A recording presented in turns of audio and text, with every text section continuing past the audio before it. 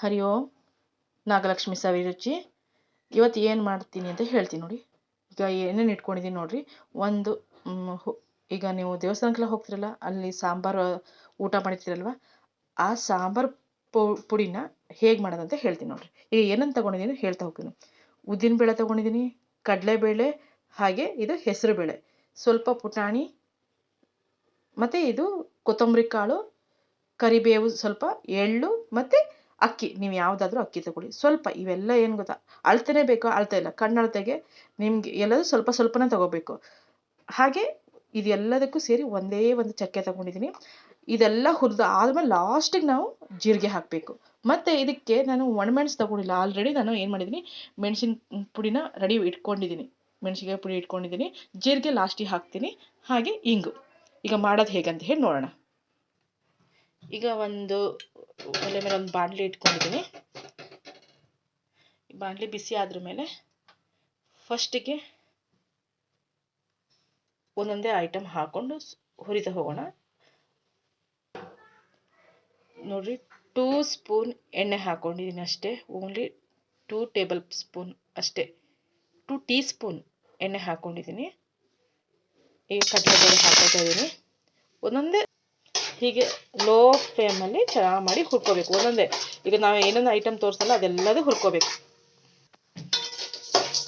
ಈಗ ಕೊತ್ತಂಬರಿ ಕಾಳು ಹಾಕೊಂಡಿದ್ದೀನಿ, ಕಡಲೆಬೇಳೆ, ಕೊತ್ತಂಬರಿ ಕಾಳು, ಹಾಗೆ ಹೆಸರುಬೇಳೆ, ಪುಟಾಣಿ, ಎಳ್ಳು, ಹಾಗೆ ಇವಾಗ ಉದ್ದಿನಬೇಳೆ, ಅಕ್ಕಿ, ಇದೆಲ್ಲ ಹಾಕ್ಕೊಂಡು ಚೆನ್ನಾಗಿ ಮಾಡಿ ಹುರಿದಾದ್ರ ಮೇಲೆ ನಿಮ್ಗೆ ಹೇಳ್ತೀನಿ.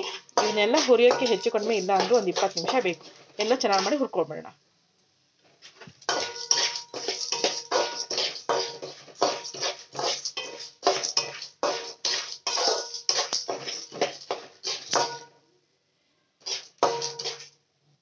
ಎಲ್ಲ ಈಗ ತೋರಿಸಿರೋ ಐಟಮ್ ಎಲ್ಲದು 3 ನಿಮಿಷ ಹುರ್ಕೊಂಡ್ರೆ ಸಾಕು.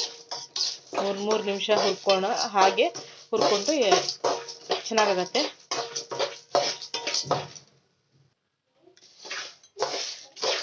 ಹೀಗೆ ಎಲ್ಲ ಐಟಮನ್ನು ಹಾಕ್ಕೊಂಡು ಚೆನ್ನಾಗಿ ಮಾಡಿ ಲೋ ಫ್ಲೇಮಲ್ಲಿ ಹುರ್ಕೊಳ್ಳಿ. ನಿಮ್ಗೆ ಗೊತ್ತಾಗತ್ತೆ, ಇದೆಲ್ಲ ಹುರ್ಕೋಬೇಕಾದ್ರೆ ಸ್ವಲ್ಪ ಕಲರ್ ಚೇಂಜ್ ಆಗುತ್ತೆ. ಹಾಗೆ ಒಳ್ಳೆ ಘಮ ಘಮ ಘಮ ಅಂತ ಹೇಳಿ ಸುವಾಸನೆನೂ ಬೀರುತ್ತೆ. ಕಲರ್ ಸ್ವಲ್ಪ ಚೇಂಜ್ ಆಗೋವರೆಗೆ ಹುರ್ಕೊಂಡ್ರೆ ಸಾಕು. ನೀವೆಲ್ಲ ಐಟಮ್ ಹಾಕ್ಕೊಂಡು, ನಾನು ಹೇಳಿದ ಎಲ್ಲ ಐಟಮ್ನ 3 ನಿಮಿಷ ಹುರ್ಕೊಂಡ್ರೆ ಸಾಕು. ನನ್ನ ಮಸಾಲೆ ಪದಾರ್ಥ ಅಂತ ಹೇಳಿ ಈ ಚಕ್ಕೆ, ಇದೊಂದು ಚಕ್ಕೆ ಬಿಟ್ಟರೆ ಬೇರೆ ಏನೂ ಹಾಕಲ್ಲ. ಇದೊಂದು ಚಕ್ಕೆ ಅಷ್ಟೇ ಹಾಕ್ತೀನಿ ನೋಡ್ರಿ. ಇದೊಂದು ಚಕ್ಕೆ ಬಿಟ್ಟರೆ ಬೇರೆ ಲವಂಗ, ಏಲಕ್ಕಿ ಅವು ಯಾವುದೂ ಹಾಕಲ್ಲ.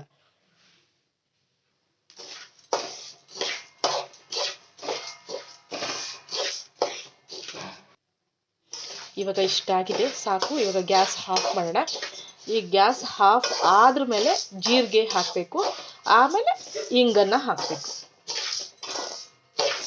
ಗ್ಯಾಸ್ ಆಫ್ ಆಗೋದ್ರ ಮೇಲೆ ಜೀರಿಗೆ ಮತ್ತು ಇಂಗನ್ನು ಹಾಕೊಂಡ್ಬಿಟ್ರೆ ಆಯಿತು. ಅದಾದ್ರ ಮೇಲೆ ಇದನ್ನು ಆರಕ್ಕೆ ಬಿಡಬೇಕು. ಆರಾದ್ರ ಮೇಲೆ ನೀವು ಮೆಣಸಿನ್ಕಾಯಿ ಇದ್ದವರು ಮೆಣಸಿನ್ಕಾಯಿ ಹುರಿದು ಹಾಕ್ಕೊಂಬಿಡಿ, ಎಷ್ಟು ಖಾರ ಬೇಕು ಅಂತೇಳಿ.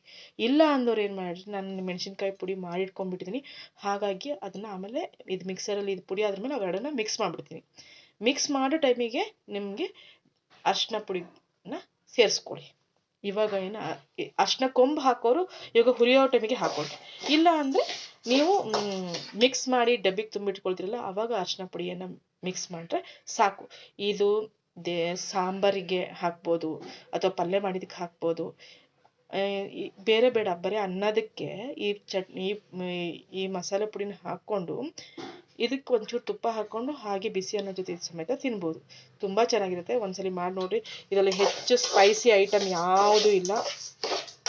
ಒಂದ್ಸಲಿ ತಿಳಿ ಸಾರು ಅಥವಾ ಬೇಳೆ ಸಾರಿಗೆ ಇಲ್ಲ ತರಕಾರಿ ಸಾರಿಗೆ ಈ ಥರ ಸಾಂಬಾರು ಪುಡಿನ ಜಾಸ್ತಿ ಬೇಡ, ಸ್ವಲ್ಪ ಸ್ವಲ್ಪ ಮಾಡಿಟ್ಕೊಂಡ್ರೆ ಸಾಕು. ಇದಿಷ್ಟು ಮಾಡಿಟ್ಕೊಂಡ್ರೆ ನನಗೆ 6 ತಿಂಗಳು ಬರುತ್ತೆ. ತುಂಬ ಚೆನ್ನಾಗಿರುತ್ತೆ. ಒಂದ್ಸಲಿ ಮಾಡಿ ನೋಡಿ. ಇವಾಗ ಇದನ್ನೆಲ್ಲ ಮಿಕ್ಸರಲ್ಲಿ ಚೆನ್ನಾಗಿ ಮಾಡಿ ಪುಡಿ ಮಾಡ್ಕೊಬರೋಣ. ಈಗ ನಾವು ಹುರಿದಿದ್ದೆಲ್ಲದು ಪುಡಿ ಮಾಡ್ಕೊಬಂದಿದ್ದು ಹೀಗಾಗಿದೆ. ಇದನ್ನು ನಾನು ಏನು ಮೆಣಸಿನ್ಕಾಯಿ ಪುಡಿ ಇದೆಯಲ್ವ, ಆ ಪುಡಿಗೆ ಸ್ವಲ್ಪ ಅರಿಶಿನ ಪುಡಿ ಹಾಕಿಟ್ಕೊಂಡಿದ್ದೀನಿ. ಅದಕ್ಕೆ ಈ ಪುಡಿಯನ್ನು ಮಿಕ್ಸ್ ಮಾಡಬೇಡ. ಈಗ ಇದಕ್ಕೆ ಅಷ್ಟು ಹಾಕ್ಕೊಂಡು ಚೆನ್ನಾಗಿ ಮಾಡಿ ಮಿಕ್ಸ್ ಮಾಡಬೇಕು. ಈ ರೀತಿ ಎಲ್ಲದೂ ಚೆನ್ನಾಗಿ ಸಮ ಪ್ರಮಾಣದಲ್ಲಿ ಮಿಕ್ಸ್ ಆಗಬೇಕು. ಆ ರೀತಿ ಮಿಕ್ಸ್ ಮಾಡ್ಕೋಬೇಕು. ಒಂದು 5 ನಿಮಿಷನಾದರೂ ಬೇಕು ಇದು ಮಿಕ್ಸ್ ಮಾಡೋಕ್ಕೆ. ಚೆನ್ನಾಗಿ ಮಿಕ್ಸ್ ಮಾಡ್ಕೋಬೋದು. ಕೈಯಲ್ಲಿ ಮಾಡಿದ್ರೆ ಬೇಗ ಆಗುತ್ತೆ, ಬಟ್ ತುಂಬ ಖಾರ ಇದೆ ಅನ್ನೋ ಕಾರಣಕ್ಕೋಸ್ಕರ ನಾನು ಹೀಗೆ ಮಾಡ್ಕೊಳ್ತಾ ಇದ್ದೀನಿ.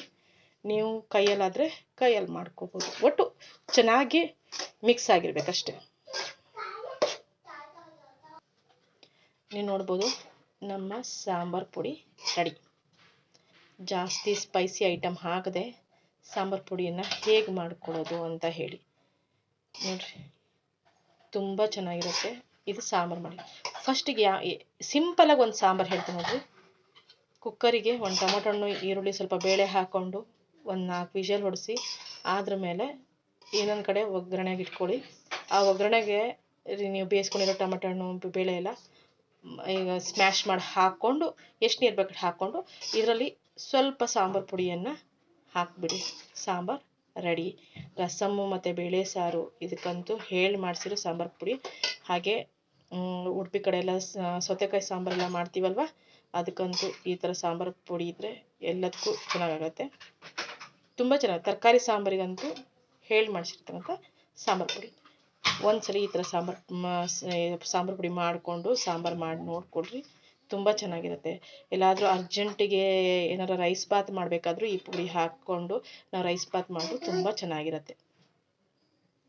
Thank you for watching.